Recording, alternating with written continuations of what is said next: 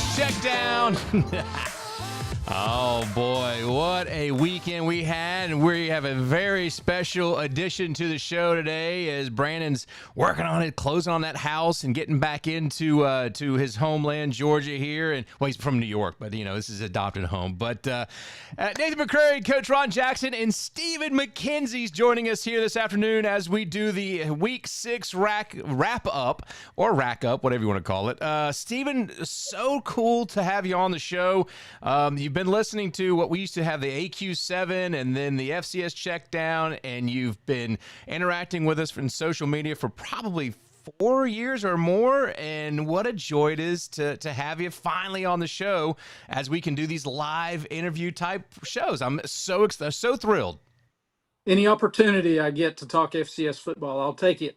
I would rather be listening to what Brandon has to say, though. To be honest with you, I always get a lot of information, inside scoop on what's going to be happening in the future. He's great at looking in the crystal ball and telling us what's going to happen in the future. But I am super happy to be here with you guys. Well, I can tell you this, and I've known Brandon for 15 years. We worked in broadcasting together. I carried his scooter when he shattered his leg right before football season, and we had to travel with Kennesaw State, and he was on a little scooter, and I carried it to and fro the airplane, and fell in love with the guy, and he is one of the smartest guys I've been around. He's naturally intellectual and naturally analytical, and he's a joy, and he's got life happening right now. He's a younger guy. Me and Coach Jackson are old, and you know my kids are grown and in college. Matter of fact, I'm repping my Coastal Georgia, the Mariners shirt today.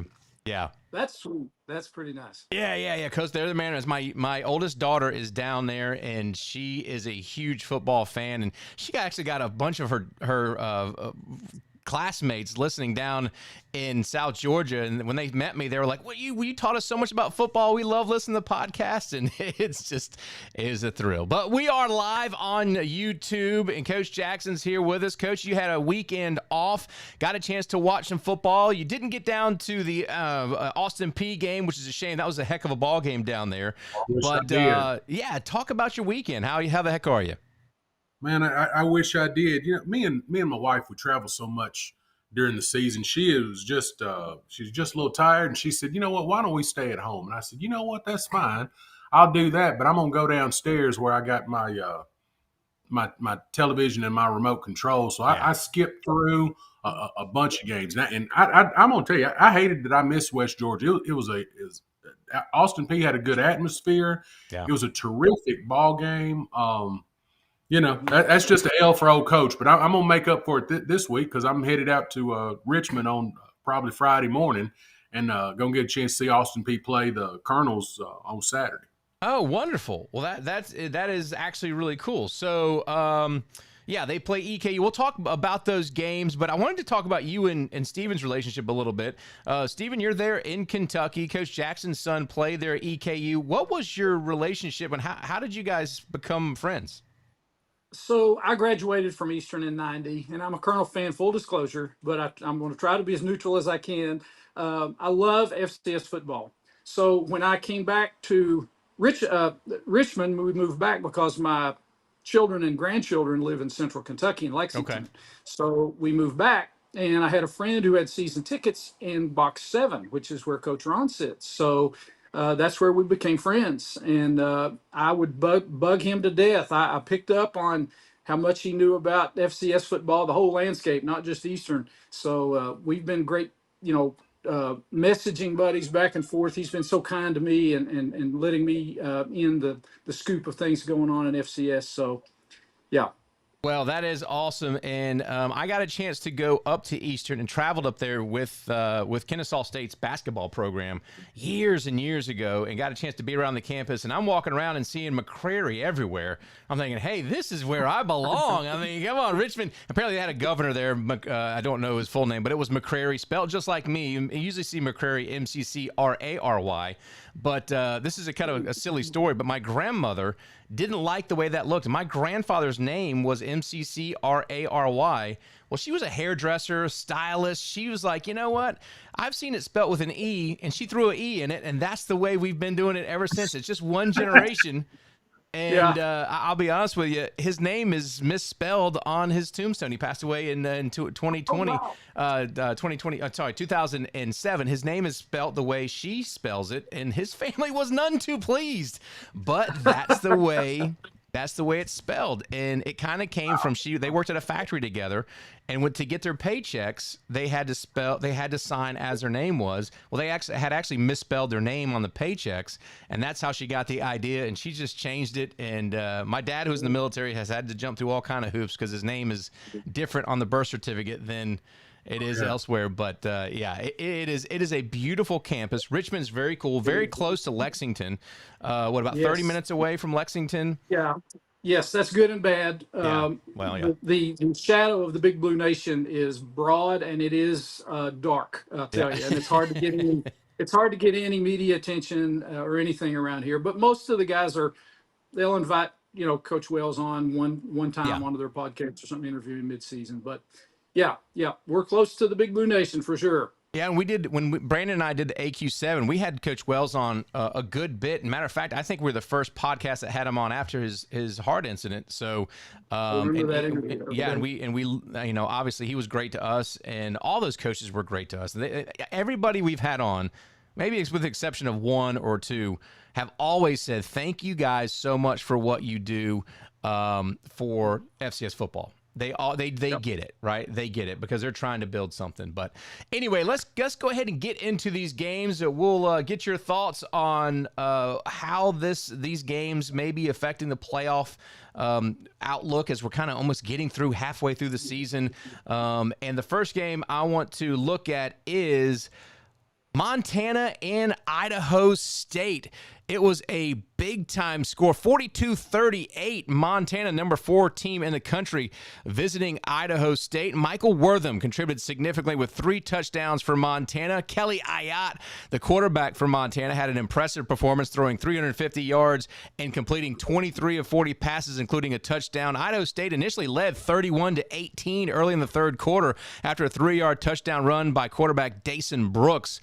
Montana responded with a 4-yard touchdown pass by Ayotte to Eli Gilman, who is fantastic, narrowing the gap 31-25, and then a 35-yard field goal by Ty Morrison and a 22-yard touchdown pass from Jordan Cook to Tyson Nunley extended Idaho State's lead to 38-28 heading into the fourth quarter.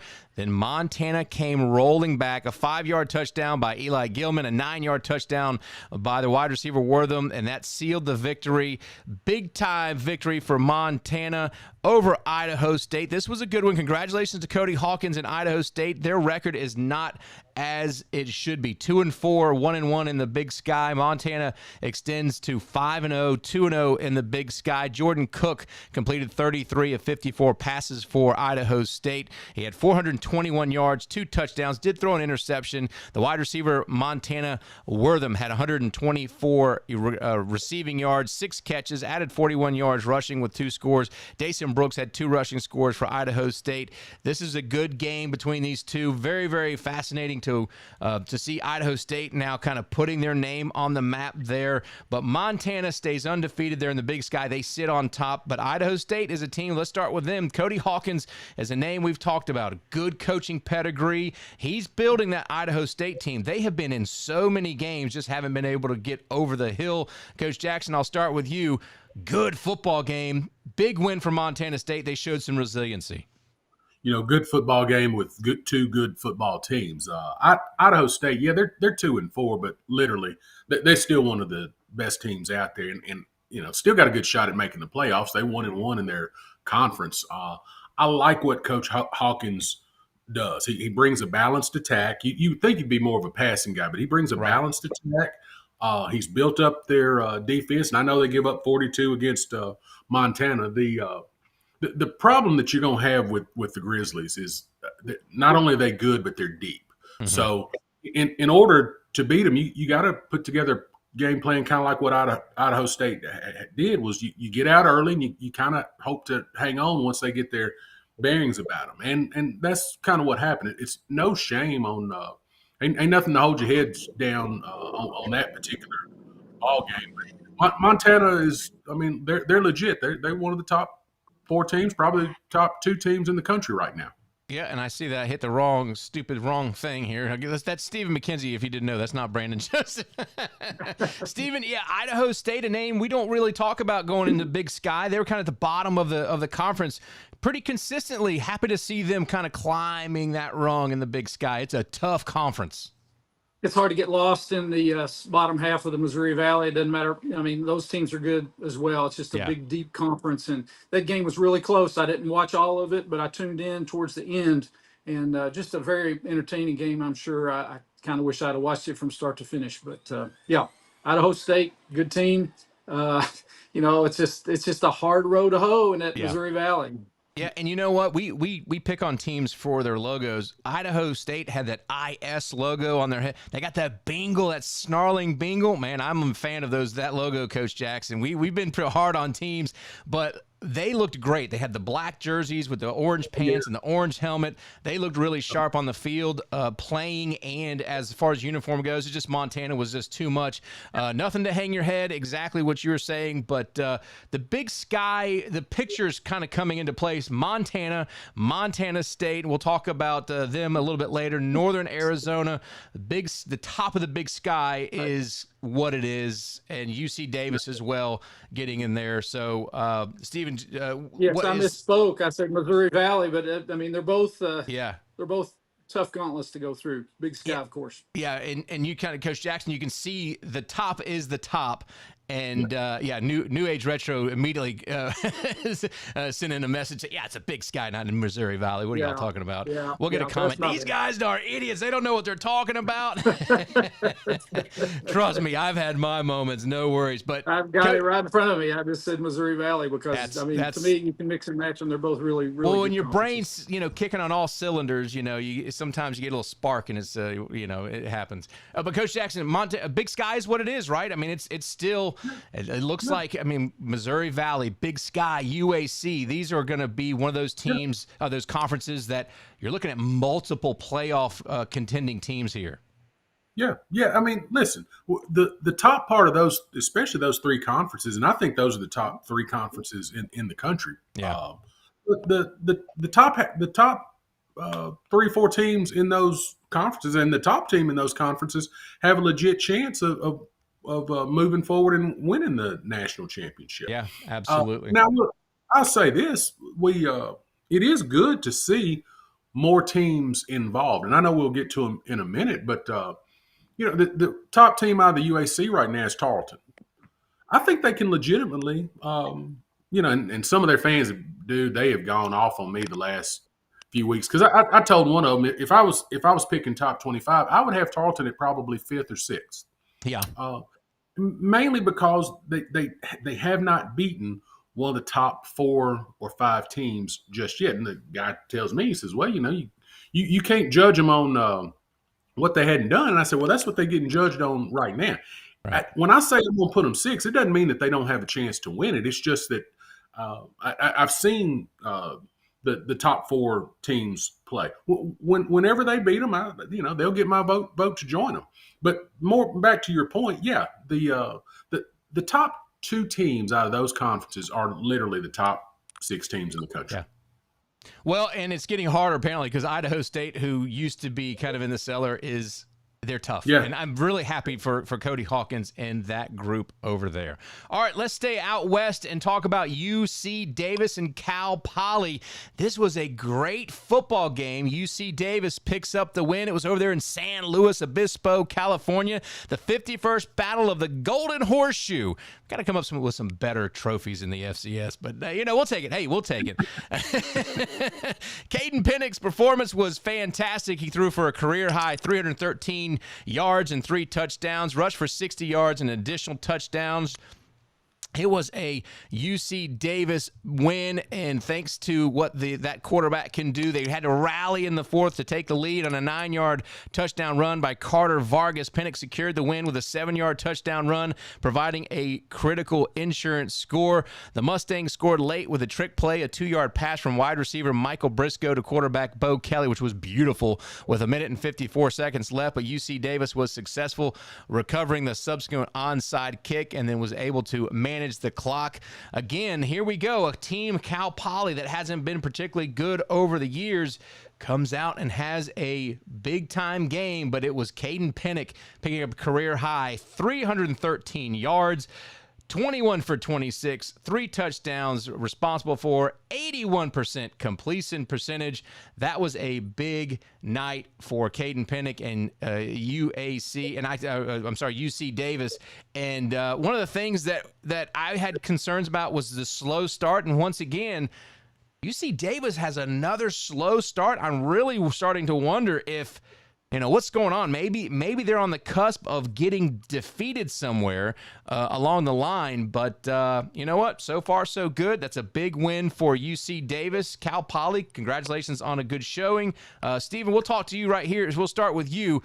Tim Plow's been on our show. We love what he does offensively. He was missing a quarterback. Miles Hastings stepped up and did some big things a couple years ago. Now he's got Caden Pennick running the show, and he's getting it done for the Aggies. Very happy for this win for Tim Plow. And Caden Pennick, again, shows he's a quality quarterback there in the Big Sky. Like you all said before, winning Uh-oh. I got you. Steven, I'm going to have to pause you just for a second. It sounds like your microphone's all kind of wonky. Yeah, you may have to restart or something. But, yeah, he may have to drop out there. Maybe it sounds like his what's it called? Wi-Fi may have been giving him some problems. Here we go. Let's get him back in here. Tron Aries done got a hold of him right there is what I'd imagine. There you go. Give me a sound check, Steven. No, I don't. Oh, hang on. Let me assign you to the room here. Hang on. Well, you got. Yeah. Let me pause you over here. I'm gonna get Coach back up here. But Coach, let's talk about this one while I work on this for Steven.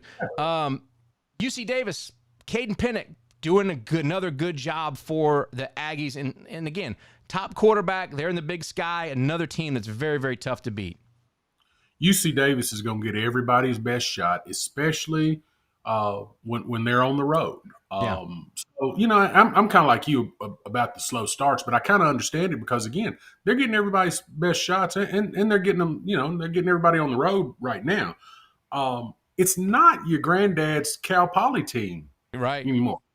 They have spent years at the bottom of the mat, and literally it's I'm happy for those guys. 3-3 is not really indicative to the type team that they've got. But they've come out and they've proven that they can play with just about anybody. A couple more additions here and there, and you never know, they may be up over the top before it's all said and done. But they still sitting 1-1 in the conference. They're going to get 2 or 3 teams out of that conference, so they still have a chance to play their way into it if that's if they can. Well, in Cal Poly, Bo Kelly, 251 yards, 2 touchdowns. He was 20 of 37. They've got a quarterback there, Logan Bauer, as how you pronounce his name, 101 receiving yards with a touchdown reception as well. But you got to look at the weapons that UC Davis has. Samuel Bato Jr., Zach Jones. UC Davis has done a fantastic job of kind of putting it together there offensively. And, I honestly, I think that the slow start, you're early on. They haven't played with that big opponent there in the Big Sky yet. I'll look at their schedule just a second, but I'm not so sure. You're not going to be able to have a slow start against a big-time Big Sky opponent, especially later in the season. And the concern is, as you get late in the season, you start having issues with injuries. You start having issues with, different personnel who's not so familiar with each other. And then, so you got to get it worked out now, is basically what I'm saying. You got to get it worked out now. Here's what's more concerning to me. And like I said, I understand the slow start, things like that. The thing that's more concerning to me is at this point, I believe they've got more penalties than they've had since we've been covering. They're getting 10, 15 penalties a ball game. Yeah. That's not gonna bode well for you. So literally, like you say, they've got some things to work out. And I'm a Tim Plow fan, so I don't, I know it's not lost on him on what they've got to improve on. But I credit the slow starts to the teams that they're playing, but the penalties, those are self-inflicted ones, and you're going to have to do something about that. Yep, absolutely. By the way, Northern Arizona is up next for UC Davis, a team you cannot sleep on. Obviously, they have Idaho State November 1st, then Idaho November 8th, November 15th, Montana State, and then the go-go to wrap up the season. But you got a chunk of games there. You got to get yourself started. And Steve McKenzie said he was still getting static, so we'll roll through. He's in the comment section. So thank you so much, Stephen, for jumping in and giving some great insight, even if it didn't work out as long as we wanted it to. Now, Coach, if you drop out, then I know you said your computer's about to die, so let's get through this stuff. Let me tell you this. When it comes to Stephen, you do not. He's as knowledgeable. Don't let him fool you. He's as knowledgeable about football, basketball, and sports. He's a huge sports fan. You never want to go behind him on an interview. I was in Richmond one time, and they interviewed him first, and then they interviewed me second. And literally, I'm like chopped liver after that. But you want to go first if he's on the card. So. Well, you can tell he's been involved in our show for. Just because this is his first appearance doesn't mean he hasn't been part of our show for years. So it's a thrill. Hopefully we'll get him back on. All right, let's move on through this one. And how about this one from the Southland? SFA needed a big win. They haven't had one in a long time. Well, they got one over UIW, 31-17 rather. The Lumberjacks now 4-2, 2-0 in the Southland. Incarnate Word, you might as well go ahead and mail it in, buddy. 2-4, 0-2 in the Southland. They are not going to the playoffs, in my opinion. Let's take a look at this one. Sam Vidlak, the quarterback there for SFA, 261 yards passing, 3 touchdowns. Clayton Weiland had 6 receptions and 100 yards. Isaiah Davis, Derek Bowler, and Kylon Harris also had receiving touchdowns. It was SFA scored 3 touchdowns. All those drives, all 3 touchdowns in the first half were under a minute and 30-second drives, Coach Jackson. When they throw the throttle on, they can throw the throttle on. The second half, Gerald Wembley added a 1-yard rushing touchdown for SFA. Incarnate Word did score 11 points in the fourth quarter. Josh Lorick caught a 16-yard touchdown pass from E.J. Colson, that replacement quarterback there for Richard Torres. He's done a great job. Just wasn't their night. Will Ferris came in and made field goals from 34, 36, and 37 yards, but it was SFA getting a big win. They needed the win, Coach Jackson. I think Coach Colby Carthel is going to be happy about this one. UIW's in trouble. We kind of saw that in game number 1 against Nichols, and I think their season it's going to be a disappointment. Even if they went out, they've already fallen down 0-2 in the Southland. That's a huge hill.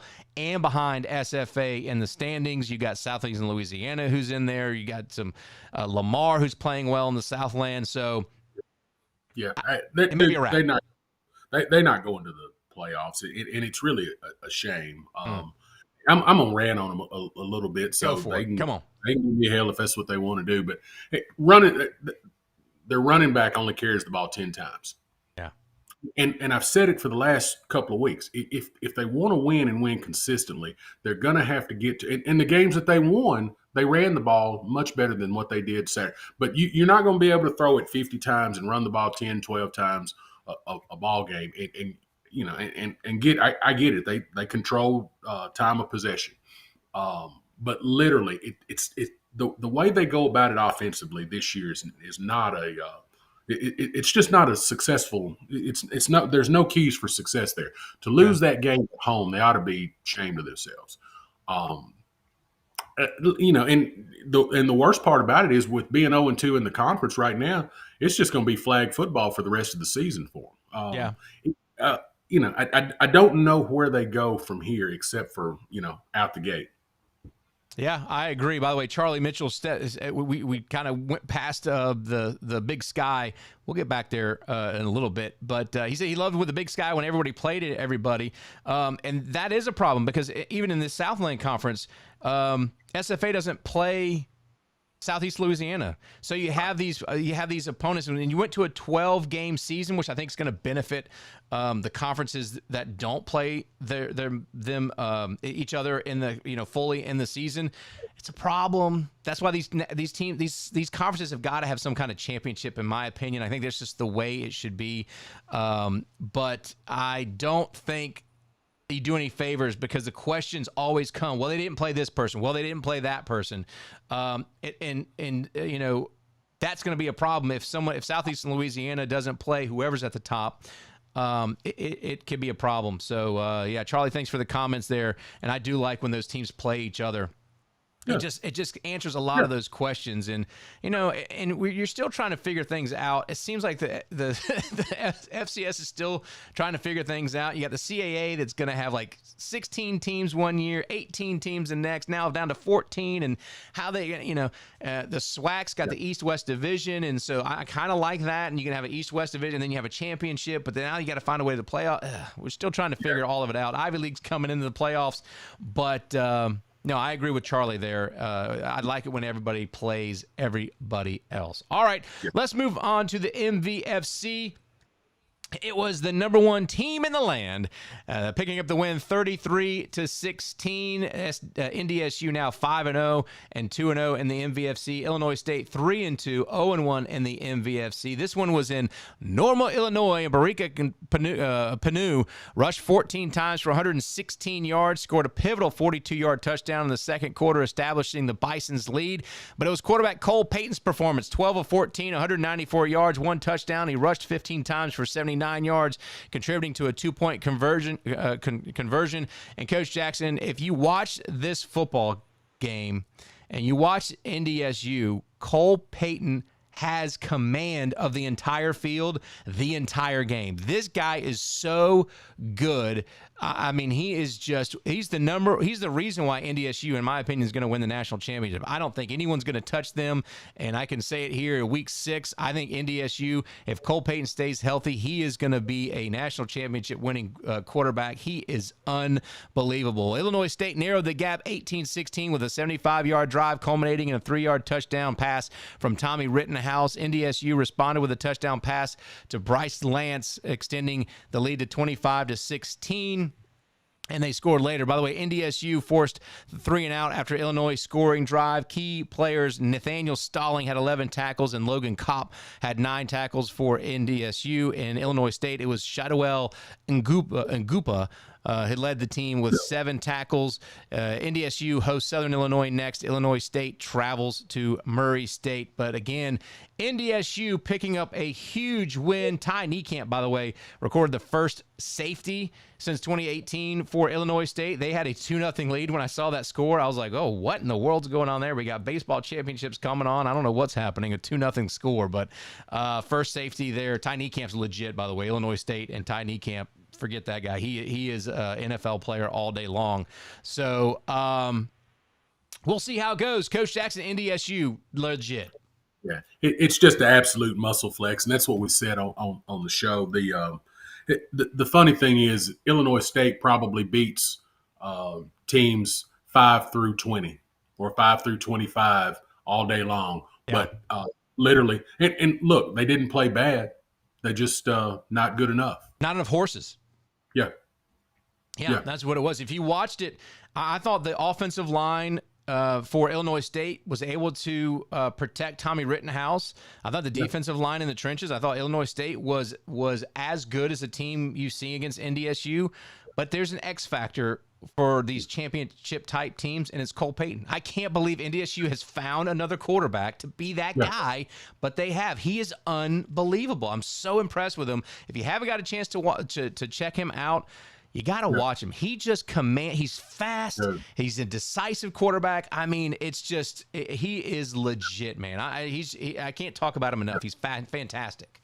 Dude, he reminds me of myself in high school when it was round prom. yeah, obviously. Sucker. Yeah. He's just, I mean, like you say, he's got complete control. He's got all the weapons. It's a good team. They're gonna steamroll through the playoffs. Yeah, I mean, I don't want it to be that way. By the way, We need, I want him to go. I want him to lock horns with Tennessee Tech yeah, later in this year in the playoffs and see what happens. yeah, yeah, I ain't think yeah. Tennessee Tech ain't seen nothing. Yeah. Like No, what the no, no. Bisons have, and so Normally, that's the problem. Yeah, normally I would tell you it's good for a team to lose before they get to the playoffs, but I don't think it's happening, and I don't think it really matters. Yeah, sometimes. All right, moving on, staying in the MVFC, it's South Dakota State. They traveled to Youngstown, Ohio. This was a very good matchup and a great fight by the Ugly Wise. It was at Stanball Stadium, and the final score 35-30.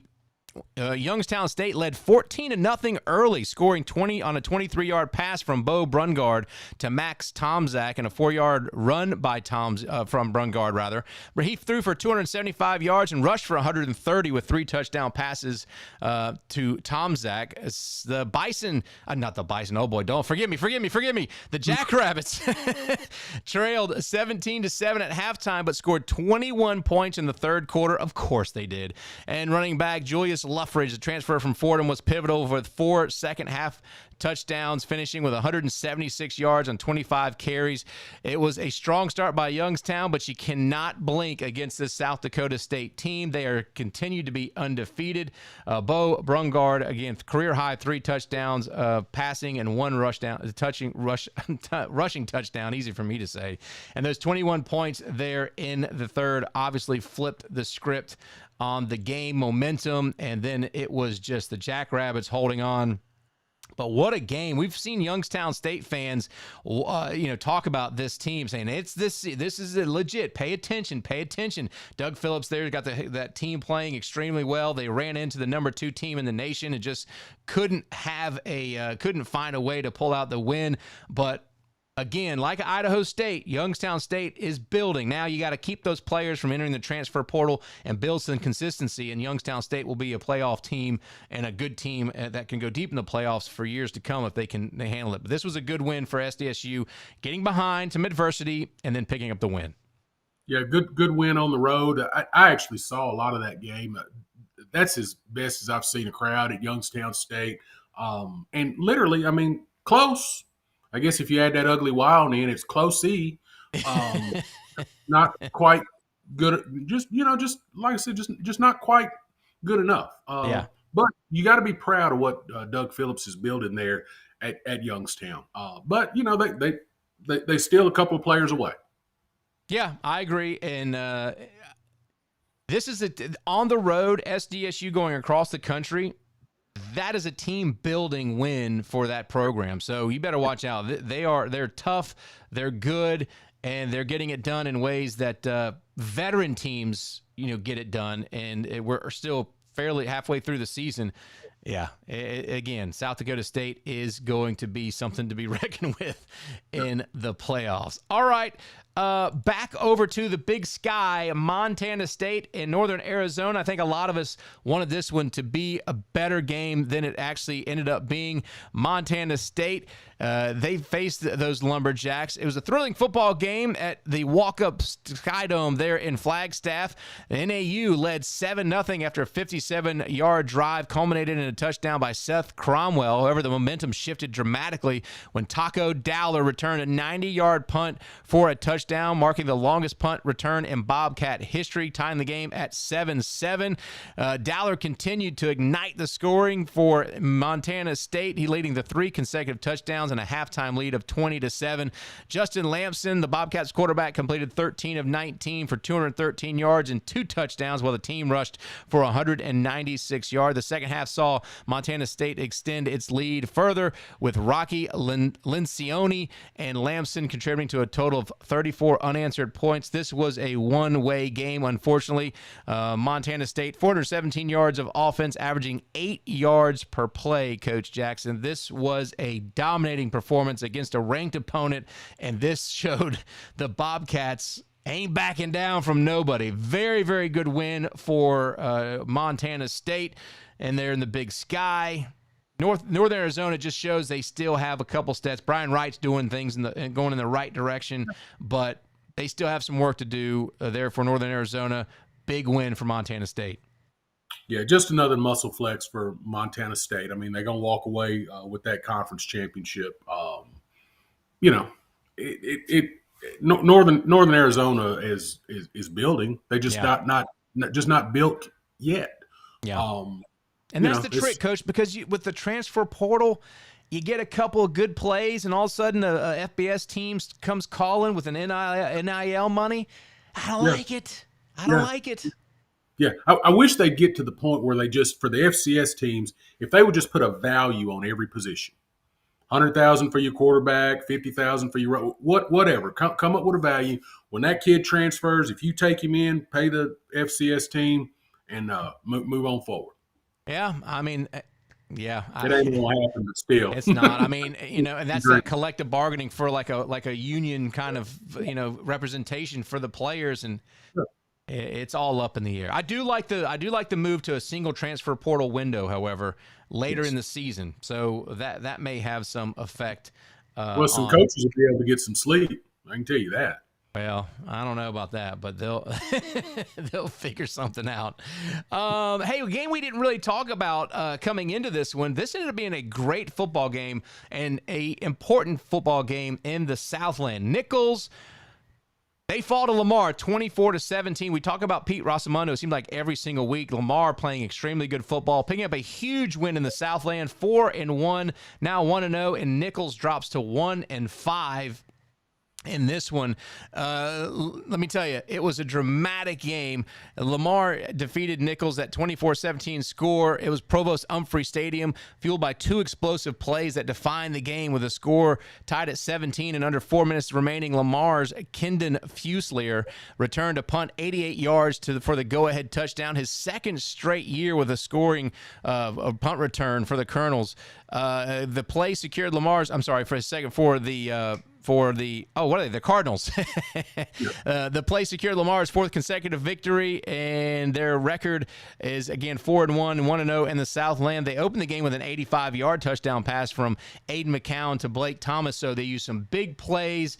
Take a look at the stats there. It was a close one all game long. Lamar is a good football team, and I'm thinking that, top of the Southland, you got SFA, you got Lamar, you got some good teams kind of coming to the top. You can forget Nichols, you can forget UIW, forget the rest of the Southland, in my opinion. This is Lamar in an SFA kind of way to the playoffs. I think it's a one-bid league, in my opinion. We'll have to see how that one goes out, but good win for Lamar. Super happy for Pete Rosamondo. What he's done for that program has been unbelievable. If you follow Lamar, you know what they were just a couple years ago. They were a spread option type team. They ran the ball 90% of the time. They lost 90% of the time too, unfortunately. Coach Rosamondo comes in, has to completely rebuild the roster, and he immediately started winning, and now it's showing dividends. He's building a great winning culture there for the Lamar Cardinals. He built a great roster. He's brought a great offense. A lot of people, and listen, I hope they don't take this as a slam. I saw them 4 or 5 years ago showing up with mismatched jerseys, a bunch of freshmen, and how was their logo? Dude, it's an L. I mean, that's well, yeah. There we go. I guess it's that fish. It's that fish looking. It's that fish looking with a weird looking eye. It's the Cardinal head. Terrible. Yeah. Oh yeah, I got that. But what I'm saying is they showed up with black helmets, a block L on there, and it just looked like trash. And they played that way. I mean, I hate to say it like that. So Coach Rosamondo has come in and started from the absolute bottom, built that thing up. Dude, you don't want to play him. It'll probably come down to them and Stephen F. Austin. And if it does, I'm more inclined to go with Lamar just because, you know what? What's the old saying? God loves babies and fools. They've been bad for so long. I think the good Lord is going to help them and get them into the playoffs over Stephen F. Austin. How's that? I think it could be a two-bid league. It depends on how SFA continues to play. You have to look at the schedules and find out, But yeah, I wouldn't want to meet either of those teams right now. And you got a veteran quarterback in SFA. The Aiden McCown is the son of Josh McCown and that family. I think it's Josh McCown, one of the McCowns. So you're talking about a history. of good athletes there, and he's got an NFL father, good pedigree. Yeah, they got some interesting players there at Lamar. So, and Lamar does play Southeastern Louisiana State at home this year, so you'll have to see how if Southeastern Louisiana can pull things together. All right, the game we all kind of were interested in, this was West Georgia at Austin Peay. It was the Governors in Clarksville, Tennessee, picking up a win 44-30. The 16th ranked West Georgia Wolves, it's their first loss of the season, falling to number 21 ranked Austin Peay. A tightly contested contest. West Georgia started strong with a 50-yard field goal by Simon Zedian, but you can't kick field goals when you need to score touchdowns. Davin Widener suffered an injury in the third quarter, but threw for 137 yards and a touchdown, while also catching a touchdown pass in a trick play, which was kind of cool. Austin Peay's Chris Parson was fantastic. If you didn't get a chance to watch that young man, he is an athlete, and he plays with a little edge to him. He excelled with 16 for 25, 346 yards, 3 touchdowns. He added 2 rushing touchdowns. West Georgia briefly led 30-27 in the third quarter, but a fumble recovery by Austin Peay late down in the red zone, trying to change momentum. Parsons scored, and it was all over for West Georgia. Their first loss of the season. They are 5-1, 2-1 in the UAC. Austin Peay 4-2. This was, by the way, Latrell Murrell had his first rushing touchdown of the season. We've seen like we've talked about him every single week. I'm not sure if he had a receiving touchdown or not, but he picks up his first rushing touchdown. I'd say a little bit of a disappointing loss for West Georgia. They were in this football game, but Austin Peay just looked like they had control of the game from the jump and looked like they were gonna win, is the way I kind of felt like that game was going all game long. So. Well, the Lester kid from West Georgia played fantastic too. He got him a couple of touchdowns, I believe. I saw one of them, and I watched most of the game. West Georgia's got to be kicking themselves. They're 2 special teams plays away from continuing to be undefeated. The turnover you're talking about a minute ago, I believe, was on a muff punt that literally they, I think you're right. Yeah. Right there at the 10-yard line. That's what gave Austin Peay the momentum. And just like a good team would do, they punched it in and held them the next drive and punched it in again and put the game away. But be careful of West Georgia. They, Coach Joel Taylor's doing a great job down there, and they are a team to it's amazing to me that to get those kids to play the way that they do, knowing that they're not going to the playoffs. So really, for them, it's a conference championship or bust. So I expect them to continue to play hard and still jack up a few people's season as we go through the season. Yeah. And how do you feel like, and Steven or anybody in the chat here, and by the way, we're sitting at 99 subscribers. All right? 99 subscribers. So if you're not subscribed to the channel and you want to be with a 100th subscriber, if I could find out who the person is, the 100th subscriber, maybe we can send you a Burger King gift certificate or something. Not a sponsor, but you're sitting at 90. So if you do like the program and you want to support us, like and subscribe. It's free to do, right? It's free to do. You can hit the notification bell. You can see where we go live. But I'd love to hear the comments. If you got a couple likes right there, ask and you shall receive. We'll see if we get that 100th subscriber. So how does the playoff committee view the non-eligible playoff team losses, or how do you play against these teams? West Georgia's not eligible for the playoffs. Wish they were, but they're not.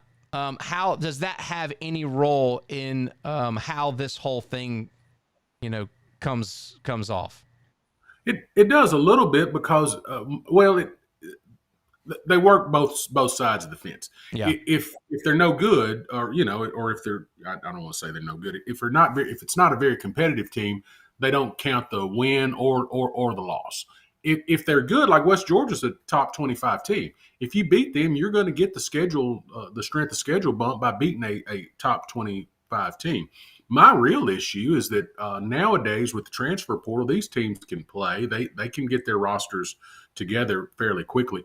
They should free West Georgia and let them participate in the playoffs if they make it. Yeah, I agree. By the way, New Age Retro Maj or Chris Mastriangelo, or sorry if I butchered your name. That's strange jello. One of them has become our 100 subscriber. We're now at 101. So thank you, gentlemen. Thank you, gentlemen, for doing that. That's amazing, by the way, just for a couple weeks and having 100 subscribers already. That's awesome. Thank you. As we continue to build the channel, again, we can monetize when we get to a certain level. Then we'll start doing some giveaways and all that good stuff. But obviously, this is a ranked team. You take nothing away from Austin Peay on this one.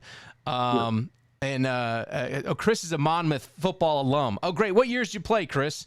But they're having a great season. We'll talk about them here in just a little bit. Chris needs to tell Monmouth get that defense straight. If Monmouth will get that defense straight, hey, dude, baby, they can make some noise. You give up 51 points, you score 52. You know? Right. So, like I said, if they get that defense straight, they're going to score some points. You know what? Let me save that to when we get to Monmouth. But I like them. Yeah, and New Age, tell us where you're from. Tell us what fan base you are. 2007 for Chris at Monmouth. Very, very freaking cool. West Long Branch, I was there when Kennesaw State won the Big South Championship on Monmouth's field, by the way, which was thrilling for us. But we got there. We flew out of Atlanta. And it was our plane flight. There's storms up and down the East Coast. I think Brandon was with us. Maybe he wasn't. I think it may have been Tuton Reyes was with us. We had a 3-hour flight delay out of Atlanta. We usually flew out of Chattanooga because the gate fees were less expensive and so on. But for this reason, we were flying out of Atlanta, and we're going to fly into Newark, right? And, okay, New Age is an NDSU Bison fan. So, yeah, great to have you on board.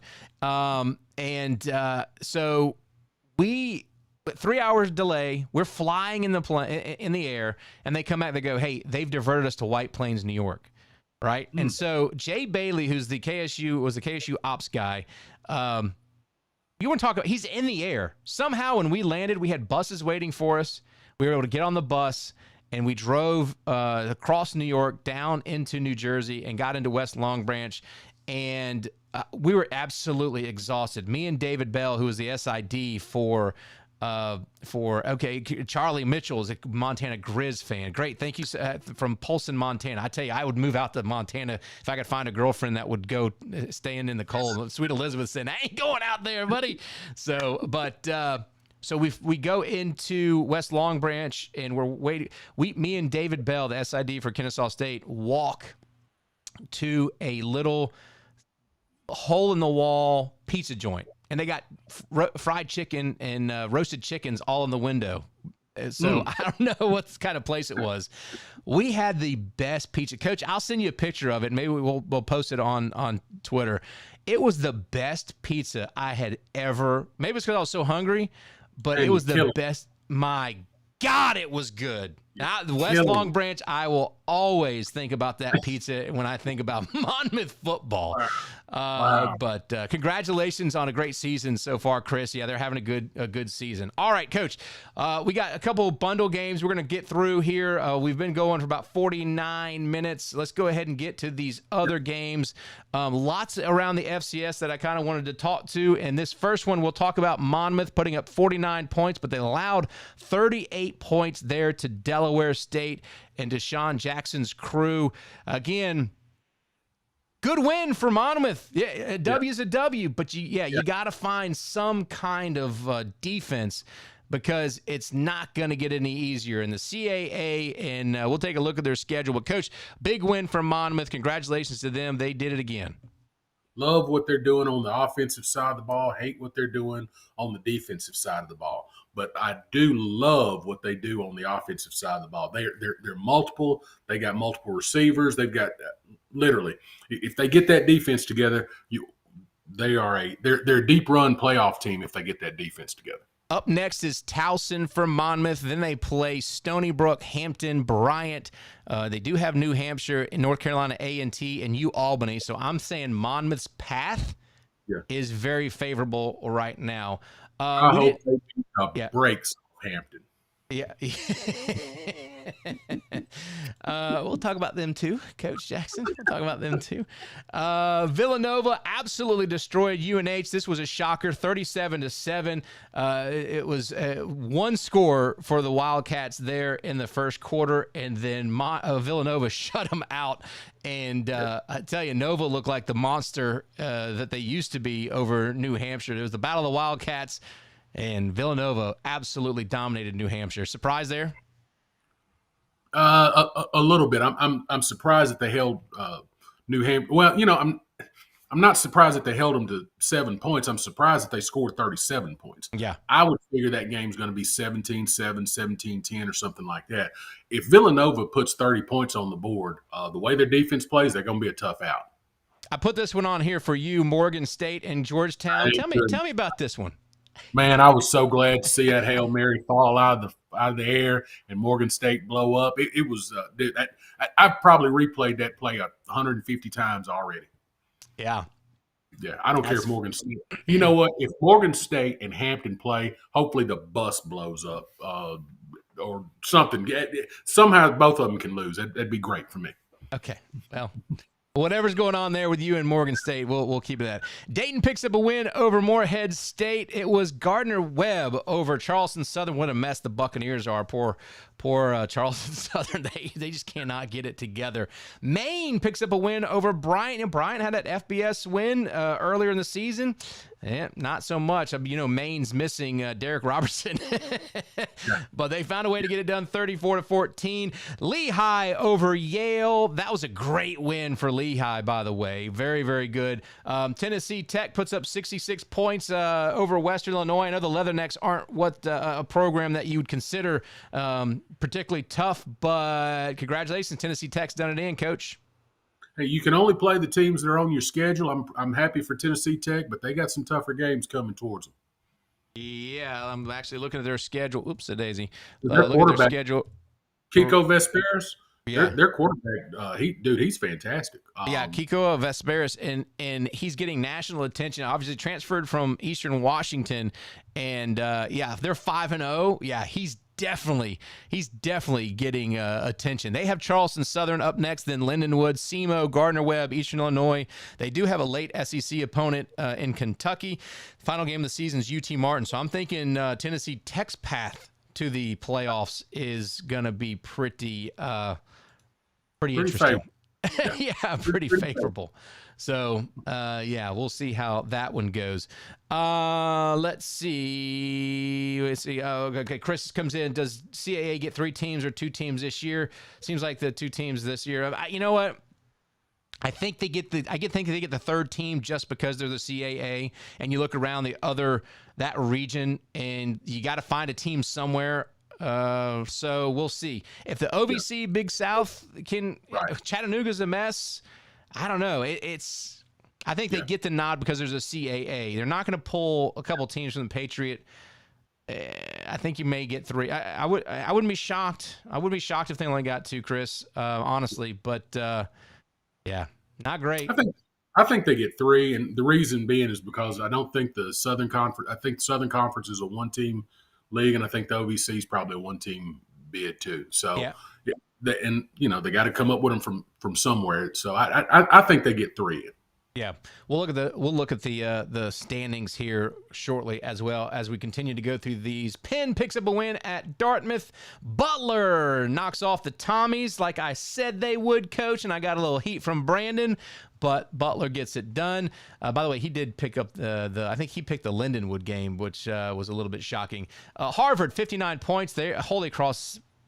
They are not what they used to be. 59-24. Elon over Towson. That was a bit of a shocker. 17-3. Congratulations, Coach Triciani. Richmond losing to Bucknell. Coach Jackson, 33-28. Early in the season, you said Richmond isn't playing very well, and you were concerned about them. And here's this loss that you foreshadowed. They should change their nickname from the Spiders to the Hens. They lay at least 1 egg every year. A lot of times they lay 2 of them, and that's one of them right there. They should. There's no reason they should lose that game to Bucknell. Lafayette 24-10 over Fordham. Lindenwood picks up a win 30-14. Brandon did pick this one. UT Martin's in some trouble, Coach. Yeah, that's a shocker for me. I expected UT Martin to win that ball game. I don't know much about Lindenwood, but I know they've had a decent season. I know they played some folks fairly close. And listen, anytime you beat Jason Simpson, you've done something. So congratulations to Lindenwood. And they were coming off a big win, their first one of the season. You thought they might get some momentum going because they'd have FBS losses, but now you're kind of back to the drawing board for Jason Simpson. You want to say anything about Lindenwood's logo? Oh, it sucks. I mean, it's sorry, it's dude. It looks like one of the cartoon lions. It's not good. Yeah, it's not good. And look, anytime your logo is facing, if you've got a face, it should be facing another face. Their lion looks like he's running off someplace, and whatever. That sucks. Yeah. Well, yeah, okay. I agree. All right, so Eastern Tennessee. Kind of a mix between a lion and the Pink Panther. Yeah, he's unusual. He is unusual. Furman picks up a win over ETSU 31-22. Here's your Norfolk game, 41-34. Norfolk State almost pulls off the victory. They couldn't do it. Michael Vick now just one win on the season. Hampton picks up the win. The Battle of the Bays, 41-34. Jackson State, by the way, I put this one on here, Coach, 57 points. Forget about it just being Alabama A&M, which is a much improved team, by the way. 57 points is a lot, and this is a big. They did it every single quarter consistently, 60 minutes of football for Jackson State. Yeah, they was a little bit mad at the band competition too, so they might have put that might be responsible for a few of them points on the board. Jackson State's got a good team. I look for them to win the HBCU national championship, and I do, and of course they'll make it to the Celebration Bowl. Yeah, absolutely. Rhode Island lays an egg. Speaking of hens, 28-21. Brown picks up the win there. 19-14. Marist knocks off San Diego. We said so many nice things about the Toreros, Toreros, and they they drop a game this weekend. Tarleton State 52-42. That was a dang shootout. Poor Delane Fitzgerald's again. You got to find some defense, Coach. He knows that. He knows exactly what's required for Southern Utah. Tarleton State puts it on them 52-42. University of Texas Rio Grande Valley 27-7. They pick up a win over Houston Christian. Congratulations to them. Eastern Washington and Mercer wins for their game. Sanford is garbage. Portland State is garbage. Charlie Mitchell thinks your hens comment is funny for the Richmond Spiders. By the way, do y'all have those Jura spiders in Tennessee? That new strand of spiders that create these like three-dimensional yellow spider webs. Have you seen these things? Dude, listen, I live out kind of in the woods, so hell, I got a bunch of spiders. I got all kinds of critters floating around my house. Matter of fact, I shouldn't even tell you this. The other night, my wife, she orders from Amazon. Comes here every flipping day. Yeah, and sometimes they come here 2 or 3 times a day. We got one spider that is so busy. He looks like he has created whatever his home looks like. Wherever Spider-Man would live is where he lives. So we had an Amazon driver. We don't ever cut no lights on around our house neither, because if you trespass, and I'm gonna shoot you, and you're not gonna see me when I'm coming out. So we had Amazon dude. He comes to put the package up on the front page, and he must have run into that spider web. And he hollered and cried. He was like, "Oh my God, what are y'all doing here?" So I felt bad for him. But and look, every time I clean it up, dude, that joker's busy. He gets right back to building his house again. Well, by the way, I'm gonna see if I can show this. This is that pizza in West Long Branch. Oh my! Yeah. That is a little pizza joint. Yeah. Oh, wow. Yeah. What date was that? That's something to be proud of. 2018. That thing you got to be proud was phenomenal. It was 2019 when you took that picture. You still got it. 2018. Yeah. That's David Bell, the SID. Look at him. Tell me we weren't hungry. Dude, That's that's me nice. and him. That's nice. Yeah. That's nice. Yeah. By the way, Richmond does have a great logo. Stephen McKenzie jumping in there. Yeah, you're right. They do have a great logo. But the reason I'm speaking of the spiders, I'm getting all over my house, and they're the size of they're the size of your hand. They're huge. They're not poisonous or anything, but they're a freaking menace. Yeah, But, they ain't gonna anyway. bother you. Yeah, they ain't gonna bother you. The ones that you don't want to see is them brown recluse spiders. No, yeah, we had those in the military. Those folks were guys were getting them bit in the ankles and stuff, and their ankle would rot off. So, Yeah. Anyway, Coach, hey, that's a wrap. And saying that, congratulations to the Vaqueros. That's a great win for them. I didn't think that they would win an FCS game this year. What have they won? 2 of them now? I know they've won one. And they've got I think they have East Texas A&M late in the season, so I wouldn't be surprised if they pick up 3. This is a brand new program. This is a program being promoted up. This is a team that had never played a game on the field, and they've done a great job. Looks like they're doing it. And by the way, an international fan base. They go into Mexico. They have a Spanish broadcast on the radio. They are doing it the right way, baby. They're doing it the right way. Congratulations to them. Stephen McKenzie, I'm so sorry that we had audio issues. It was a joy having you on and seeing you, get a chance to chat with you just a little bit. Thank you so much for those of you who've been in the chat. We got 100 subscribers, 101. We're going to keep climbing the ladder with our subscribers, Coach Jackson. Final thoughts on here, week 6, as we go into that critical now, week 7, as the conference schedules really open up. Well, the hay's in the barn. We about to get to it right now. The rest of the games for the rest of the year is going to be fantastic. I'm going to go on and challenge some of these cats that are in the chat room. I want them to get involved with our picks. Okay. By the way, Stephen McKenzie, he did get involved in his picks, and the image for this game, for this broadcast, actually has our rankings on the whiteboard and the background of the image. I don't know if you saw that or not. Brandon went 11-4. I went 12-3. I'm leading the way, by the way, at 50-24, 68%. That's not too bad. Coach, you're at 59%, 44-29. Our guest pickers, we had Brandon Haddock and now Stephen McKenzie. Stephen went 8-7. That was respectable. We all lost the Dartmouth game. He had the Tommies as well. UT Martin was the only one. Brandon was a lone wolf on picking that one, and then he also picked UNH over Villanova. That's the one that hurt Stephen. Yeah. Sorry, he didn't have to mention that. Yeah, sorry. Yeah. It was Coach Jackson who brought it up. I hope our fans, I hope our listeners get more involved with that, because to me that's fun, and I'm tired of beating you and Brandon, so I'd like to whoop up on somebody else. Yeah. All right. Well, maybe Charlie Mitchell or Chris Mastrangelo or New Age Retro Maj.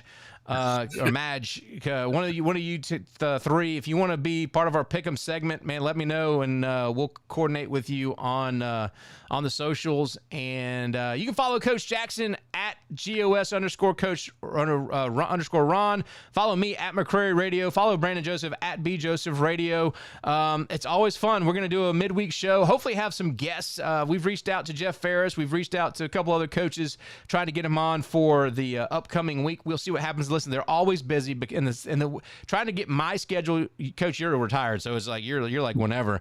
My schedule, Brandon's schedule, and then the coaching staff schedule together, because they all have different practices. I mean, we got Coach Taylor off the football field at 9 o'clock in the evening on a Wednesday or something. So it is a little bit challenging, but it's that time of year. So we do want to have those coaches on, or players or something. We'll see if we can. If you know a player that wants to come on, or you're a former player, we would love to have you. Absolutely. So come on, be a part of the show, and help us make this the best podcast out there available. So for Stephen McKenzie, for Coach Ron Jackson, I'm Nathan McCrary saying thank you guys so much. 100 subscribers, Coach. 100 subscribers. We'll try and get to 105 by the end of the week or something like that. All right, this is the FCS Checkdown. We'll see you guys Wednesday night for Week 7 preview here on the FCS Checkdown. Yeah.